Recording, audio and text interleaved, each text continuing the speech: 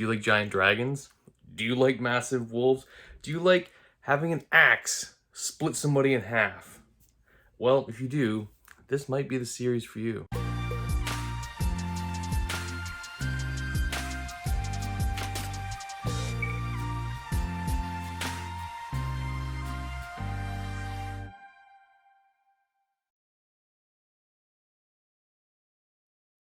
Hey fantasy fans, welcome back. It's Dan here with Treebeard Book Reviews, and as you can see, I'm going to be reviewing the second book in the Bloodsworn Saga by John Gwynne, The Hunger of the Gods.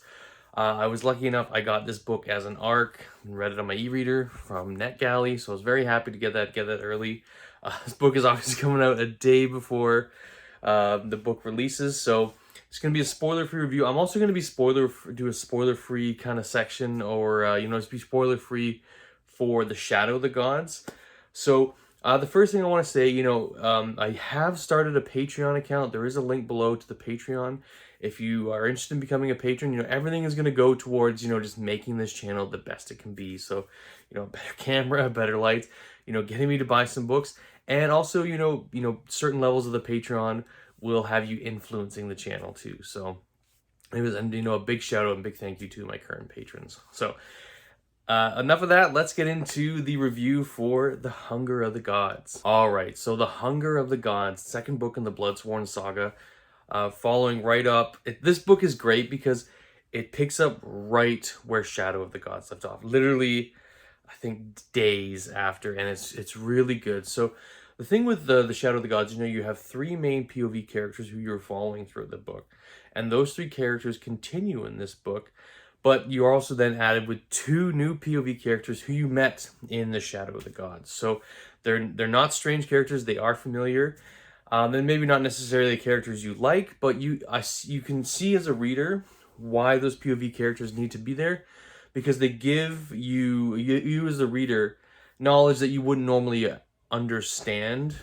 Just with the three original POVs that are originally in the book. So let's kind of talk about the pacing of this book. So the pacing is a little bit slower from the Shadow of the Gods first book, just because, this addition of these two POVs kind of slowed the book down. So the way John Gwynne writes, he's, very formulaic in the way, whose POV chapter is typically going to be next. And he's one of those writers too that kind of tends to leave you on a cliffhanger at the end of each chapter. So you're always like, oh, I want to get back to that. So, yeah, the pacing is a little bit slower. It is a longer book than The Shadow of the Gods. It's roughly 600 pages. But it's, I really didn't feel like I was struggling through it. These new characters, they did take me a little bit longer to get into. But by the end of the book, I genuinely did like them. So they were great additions. I can't actually wait to see more of them in the third book. So let's just talk about now, the three POVs that continue from the first book. So he does some great development with these characters. You continue to love them. You continue to feel their pain. You continue to see their growth. And John Gwynne, he just does such a great job of taking these characters to the next level and just making you more invested in their story. As you know, I'm a character reader, so I just love these three characters, and I like the adventure they're going on. And I love the action. So that's the next thing we'll segue into, is the action in this book. This book felt like there's a lot more action than the first book. They kind of like to stumble from action to action. It did feel like it's sometimes where he's like, okay, it's kind of slowing down a bit. I'm going to throw in an action scene that didn't necessarily need to be there, which kind of does slow down some of the pacing again too. I didn't mind it because it wasn't as formulaic in the first book. What was one of the complaints that I had for Shadow of the Gods, where, the main character would draw this weapon and this weapon, and it was very formulaic, and you knew that there was going to be a throwdown. So there was, just a little bit more, uniqueness to the combat. You see the characters grow in terms of their combat level, or some actually start stepping away from the combat, which is kind of cool, and seeing their growth.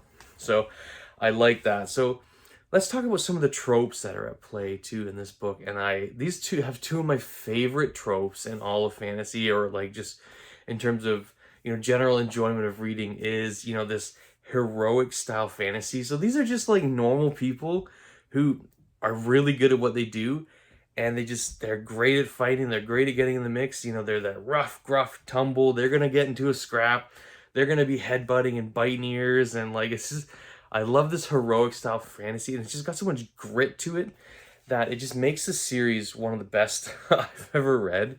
And then the next thing is, you know, old magic, ancient magic's awakening and coming to life, and I just love that. And if you guys saw my, you know, Shadow of the Gods review, you know, this world is set in, like, it's in Vigorith.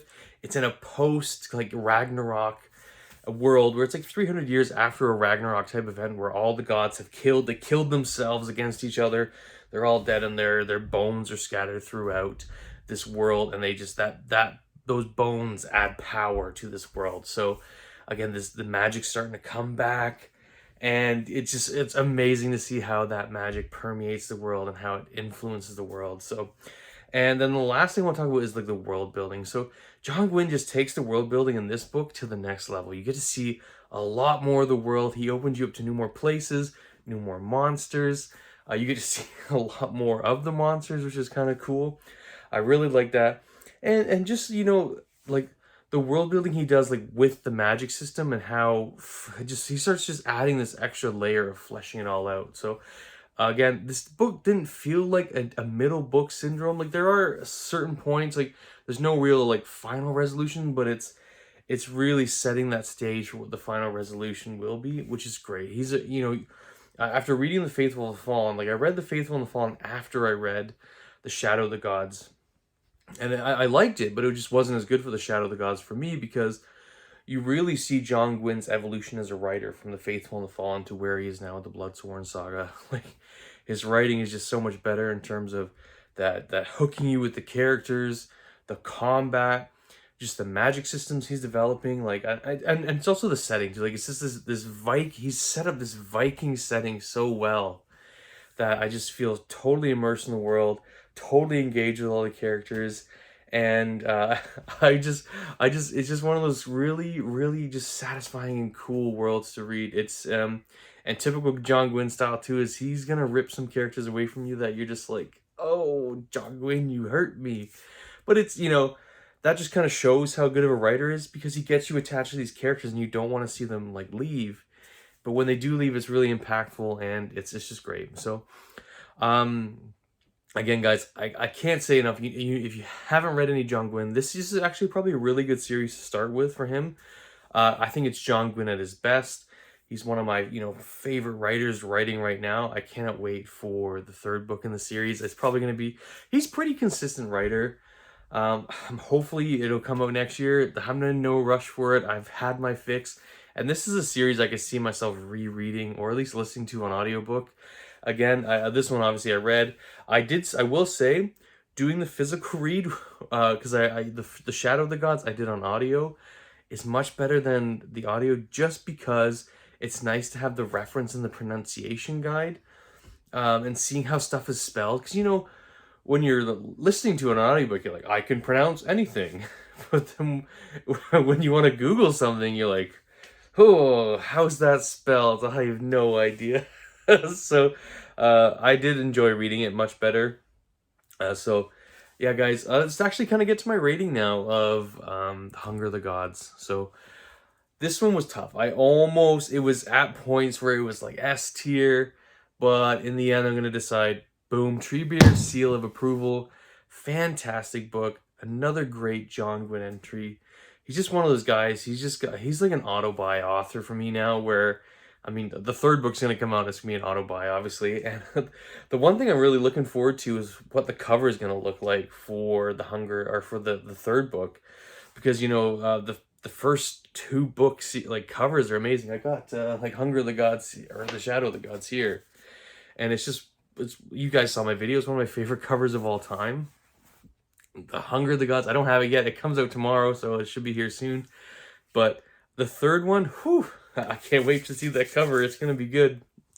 I guess, you know, speculating like what the name's gonna be for the third book, I have no idea, but maybe following along the same vein, you know, The Shadow of the Gods, The Hunger of the Gods, and I think the third one's gonna be called The Blood of the Gods. So you heard it first on my channel, The Blood of the Gods. If that's the name, I don't know what you guys give me. A thumbs up. I don't know. Anyways, guys, thank you guys so much. I hope you enjoyed this review. This is a great book. Pick it up. This is you know, it's just read John Gwynne. He's such a good writer. So again, if you want to be part of the channel, please like, comment, and subscribe. And as always, guys, we'll see you the next one. Cheers.